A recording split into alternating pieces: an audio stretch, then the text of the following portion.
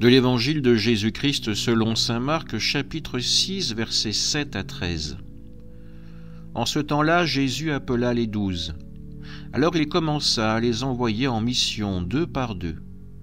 Il leur donnait autorité sur les esprits impurs et il leur prescrivit de ne rien prendre pour la route, mais seulement un bâton. Pas de pain, pas de sac, pas de pièces de monnaie dans leur ceinture. Mettez des sandales, ne prenez pas de tunique de rechange. Il leur disait encore, quand vous avez trouvé l'hospitalité dans une maison, restez-y jusqu'à votre départ. Si dans une localité on refuse de vous accueillir et de vous écouter, partez et secouez la poussière de vos pieds. Ce sera pour eux un témoignage. Ils partirent et proclamèrent qu'il fallait se convertir. Ils expulsaient beaucoup de démons, faisaient des onctions d'huile à de nombreux malades et les guérissaient. Acclamons la parole de Dieu. En tant que chrétiens de 2025, nous sommes habitués depuis les dernières décennies à vivre de grandes campagnes missionnaires. L'Église ne ménage pas ses efforts ni ses moyens pour que la parole de Dieu puisse toucher le plus grand nombre. Bien sûr, l'Église, en faisant cela, accomplit la mission qui lui a été donnée par le Christ.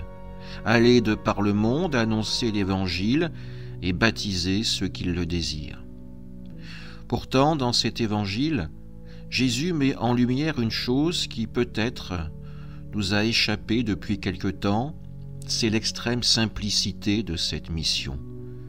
Partez 2 par 2, avec, pour tout équipement, un bâton, une tunique et des sandales. Rien de plus. Mais le bagage le plus important que Jésus leur donne, c'est sa parole, son autorité, son enseignement.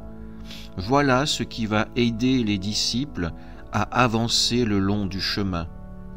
Bien sûr, par endroits, ils ne seront pas accueillis, pas écoutés. Nous connaissons cette situation.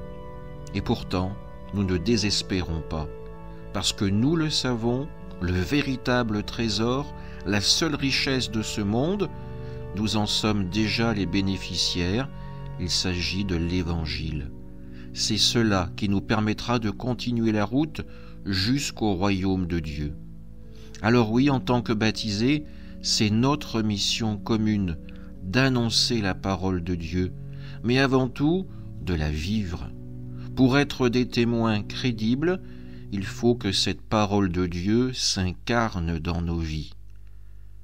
Demandons à l'Esprit Saint de retrouver cette simplicité de l'annonce et d'y mettre tout notre cœur. Amen.